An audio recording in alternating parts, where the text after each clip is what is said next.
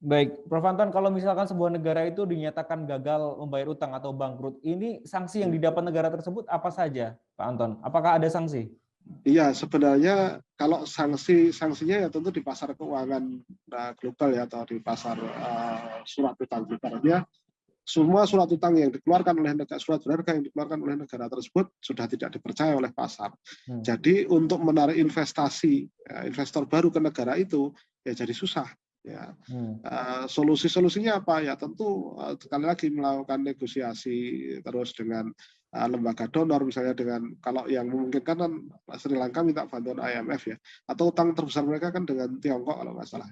Nah, mereka bisa lakukan pendekatan itu, misalnya yang dilakukan Indonesia sih belum pernah default, cuma kan pernah mengalami situasi di mana utang luar negerinya itu berat tahun 98. Waktu itu kan kemudian kita minta restrukturisasi, minta debt swap ya, pengalihan utang atau rescheduling untuk pinjamannya ya, cicilan pinjaman itu juga bisa dilakukan. Jadi sanksinya adalah tadi disanksi oleh market, terutama di pasar keuangan dan pasar surat berharga. Itu yang berat bagi sebuah negara, Mas. Baik, terima kasih Prof. Anton. Saya kembali ke Pak Samad, Pak Kamru Samad, mungkin bisa disampaikan Pak, kalau menurut Anda, ini kan kita tidak berharap ya Indonesia mengalami kegagalan seperti hanya Sri Lanka dan juga beberapa negara yang tadi disebutkan oleh Prof. Anton. Tapi dengan kondisi saat ini, apakah kondisi Indonesia ini masih mampu untuk membayar utang yang tadi sudah mencapai 7.000 triliun rupiah, Pak Samad? Mas Gilang, sebetulnya struktur ekonomi Indonesia dibanding dengan Sri Lanka jauh lebih baik Indonesia per hari ini ya. Kalau kita lihat di masa COVID pun juga ada dua sektor utama yang tumbuh di semasa COVID, yaitu pangan dan juga sektor digital, ICT. Nah, tinggal bagaimana kita mengkonekkan antara sektor pangan ke digitalisasi sehingga produksi pangan kita di hulu itu bisa menjangkau pemasaran atau pasar yang lebih luas melalui sistem digitalisasi. Karena itu kita dorong supaya pemerintah melakukan hal itu. Dan pangan itu adalah salah satu sektor yang padat karya, Mas Gilang, yang bisa menyerap lapangan pekerjaan cukup besar.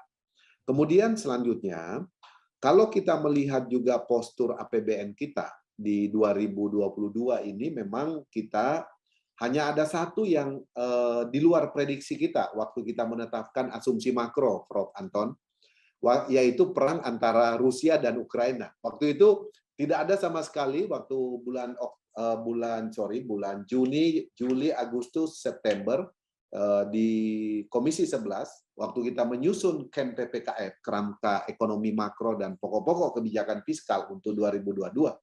Tidak ada sama sekali prediksi bahwa Rusia dan Ukraina akan terjadi perang yang begitu serius hingga hari ini.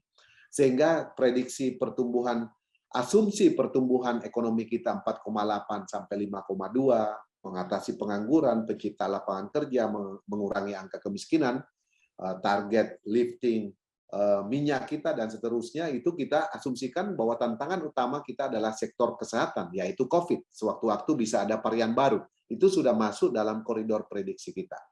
Nah, sehingga postur APBN kita 2.800 triliun itu memang sudah sudah diproyeksi untuk mengantisipasi beberapa tantangan, termasuk kewajiban pemerintah dalam membayar utang, termasuk bunga pinjaman luar negeri kita yang cukup besar setiap tahun, Mas Gilang. Nah, selain kekuatan utama APBN kita, ada sektor lain yang cukup besar yang bisa menjadi faktor pendorong pertumbuhan ekonomi, yaitu sektor industri keuangan.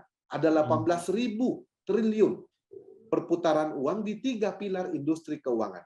Pasar modal, IKNB, industri keuangan non-bank, dan sektor perbankan. Nah, 3 pilar ini, 2.800 APBN, ada 18.000 triliun perputaran uang di 3 pilar industri keuangan. Kalau ini bisa betul-betul didorong supaya bisa membangkitkan sektor real ekonomi di tengah-tengah masyarakat, saya yakin dan percaya penerimaan negara akan meningkat, apalagi Baik. harga beberapa komoditi, Mas Gilang, mengalami peningkatan sejak Januari, sehingga mendorong target pencapaian penerimaan negara di kuartal pertama, Prof. Anton, itu bisa dicapai.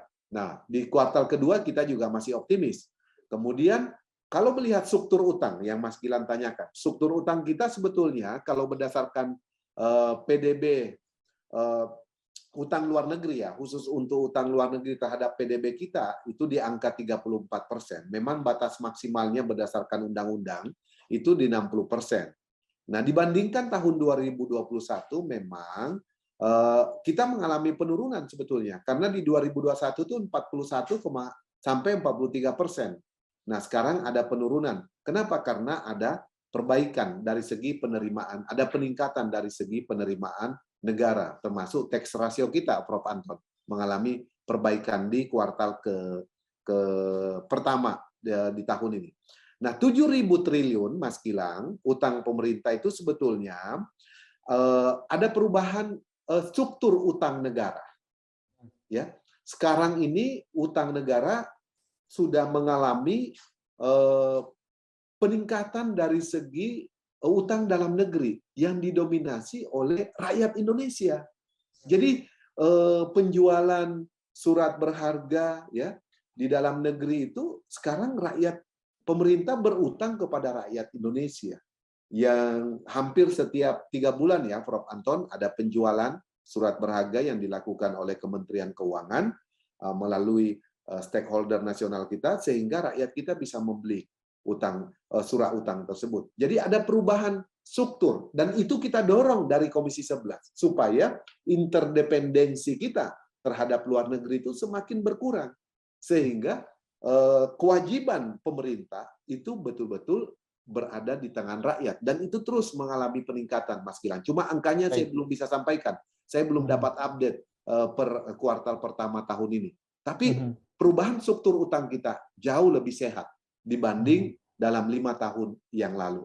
Jadi ada peningkatan sumber pinjaman kita itu berasal dari rakyat Indonesia sendiri melalui penjualan surat berharga yang dilakukan dalam 2 tahun terakhir ini di Indonesia. Jadi kita masih optimis dan jauh lebih optimis tentunya, tetapi tentu tetap harus punya prinsip kehati-hatian dalam pengelolaan. Nah, karena itu penggunaan, jadi pinjaman, penerimaan, sekarang penggunaan utang. Ini juga harus kita kontrol dan awasi dengan baik. Berapa persen sektor pendidikan? Berapa persen sektor fundamental ekonomi yang bisa menjadi faktor penggerak pencipta lapangan kerja dan pengurangan kemiskinan? Berapa persen ke sektor-sektor lainnya seperti konsumsi, ya, infrastruktur, sarana dan prasarana untuk kepentingan masyarakat. Sehingga itu semuanya harus betul-betul kita awasi, kontrol, sehingga utang atau pinjaman negara tersebut betul-betul mendorong peningkatan akselerasi pembangunan nasional. Begitu, Mas Gilang. Baik, terima kasih. Pak Samad, artinya struktur utang di Indonesia lebih sehat dan juga bisa dikatakan masih tergolong aman ya Pak ya? Jauh lebih sehat struktur perubahannya. Dari utang didominasi utang luar negeri, sekarang struktur pinjaman dalam negeri semakin membesar, semakin lebih besar. Jadi kita akan, angkanya saya belum bisa sajikan. Mohon waktu nanti, Mas Gilang. Terima kasih sudah nonton. Jangan lupa like, subscribe, dan share ya.